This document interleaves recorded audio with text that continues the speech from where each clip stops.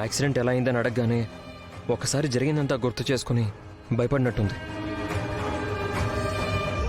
రామా రామా అసలు ఏం జరిగింది రామా? మీ దగ్గరికి రావాలని బయలుదేరాను సార్. అలా వస్తుంటే చీకట్లో ఏదో గుర్తు తెలియని వెహికల్ చాలా ర్యాష్ గా వచ్చింది.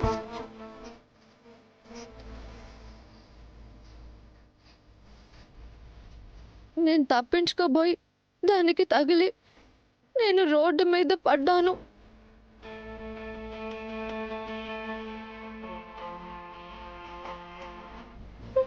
అంతవరకే గుర్తుంది సార్.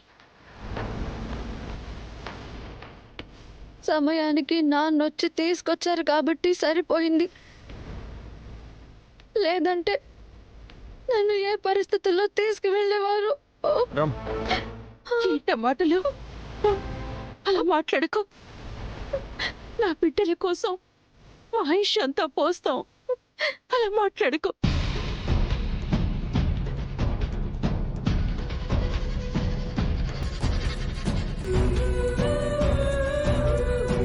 ఎంతో భవిష్యత్తున్న నీకోసం మేమేం చేయడానికైనా సిద్ధం. ముందు నువ్వు త్వరగా కోలుకోమ్మా. రామా, ఏదైనా సరే నువ్వు ఆడాలన్న కసి ఎలా ఉందో మళ్ళీ నువ్వు నడవాలన్న పట్టుదల నీలో పెంచుకో. అడుగు ముందుకే. నువ్వు త్వరగా రికవరీ అవుతావు. యారా, గత జన్మ జ్ఞాపకాలను గుర్తొచ్చాయా? జాబు లేదు, గీబు లేదు అంటున్నావు. చెప్పేశానా? మొత్తం నిజం చెప్పేశానా? ఫస్ట్ హాఫ్ చెప్పావు, సెకండ్ హాఫ్ చెప్పే లోపు నేను వచ్చేసాను. అంటే మొత్తం చెప్పేస్తుంటే మన పరిస్థితి ఏంటి? మీ అమ్మ మనందరికీ సినిమా చూపించేది. నువ్వు సైలెంట్గా ఉండు, నేను మేనేజ్ చేస్తాను కదా. తండ్రి కొడుకులు ఇద్దరు చెవులు కొరుక్కుంటున్నారు. అంటే చేతులు కొరుక్కోలేక ఏనా? ముందు వాణ్ణి రెడీ అవనివ్వండి. టైంకి ఆఫీస్కి వెళ్ళి పని చేస్తేనే కదా నెల తిరిగేసరికి సరిగ్గా జీతం వచ్చేది. ఇదిగోనే టై బెల్ట్ తో నేను రెడీగా ఉన్నాను. ప్యాంటు షర్ట్ తో నువ్వు రెడీ అయిపోతే టై కట్టేద్దాం, బెల్ట్ పెట్టేద్దాం. అది పార్క్ లో పడుకోవడానికి ఇంత బిల్డప్ అవసరమా? ఇంట్లో డౌట్ రాకుండా ఉండాలంటే ఆ మాత్రం ఉండాలి మరి.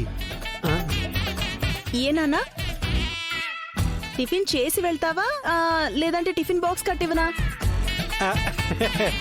మీ అమ్మ నీ మీద చాలా ఎక్స్పెక్టేషన్ పెట్టుకుంది నాన్న.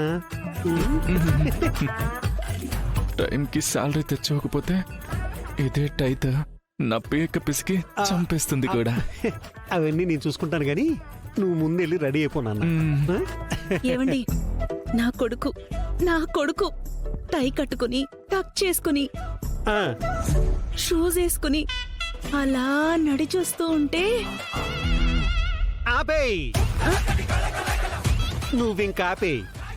వీణ్ణిప్పుడు నువ్వు సినిమా హీరోలాగా ఊహించుకోకే. కాస్ట్లీ కాస్ట్యూమ్స్ కొనే బడ్జెట్ నా దగ్గర లేదే. అసలు ఎల్లరికి పనుండి లో బడ్జెట్ సినిమాలు అంటుండి. ఇప్పటికి వీటితో సరిపెట్టేద్దాం.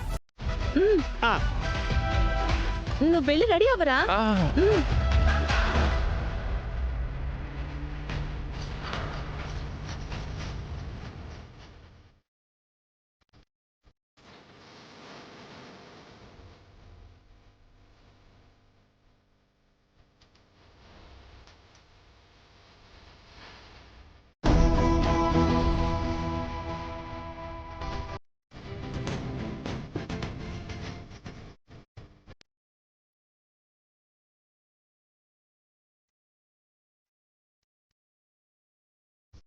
రమా, మెల్లిగా.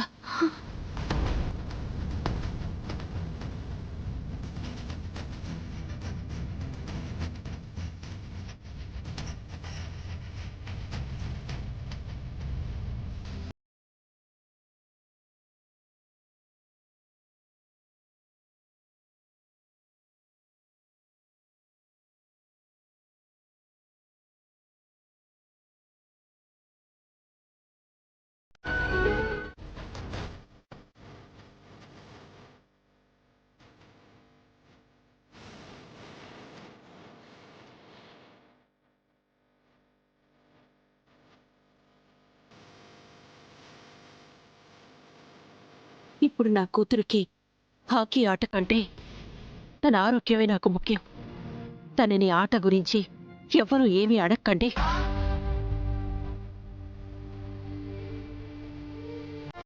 పెద్దమ్మ, నువ్వేం భయపడకు. రామ సంకల్పం ముందు ఇదేమీ పెద్ద విషయం కాదు. రామలక్ష్మి ఇలా చూస్తాననుకోలేదు. ఆ ప్రమాదం ఏదో నాకు జరిగినా బాగుండేది. వయసు అయిపోయిందాన్ని, పోతే పోయేదాన్ని, లేదంటే ఏదో ఒక మూల పడుండేదాన్ని. అమ్మా అవే మాటలు. నా మనవరాల్ని ఇలా చూస్తుంటే గుండె తరుక్కుపోతుంది రఘు. వయసులో ఉన్న ఆడపిల్ల నడవలేని స్థితికి రావడం అంటే దురదృష్టమే కదా అమ్మా. అందుకని తన గాయాల్ని చూసుకుంటూ బాధపడమంటావా అమ్మా? అందరూ తలో మాట అంటే తను బాధపడుతుంది కదా.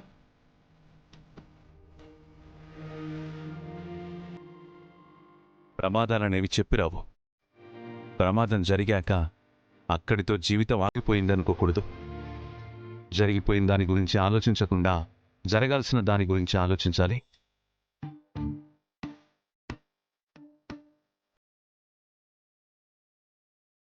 వీలైతే రామాలో భయం కాకుండా ధైర్యాన్ని నింపండి.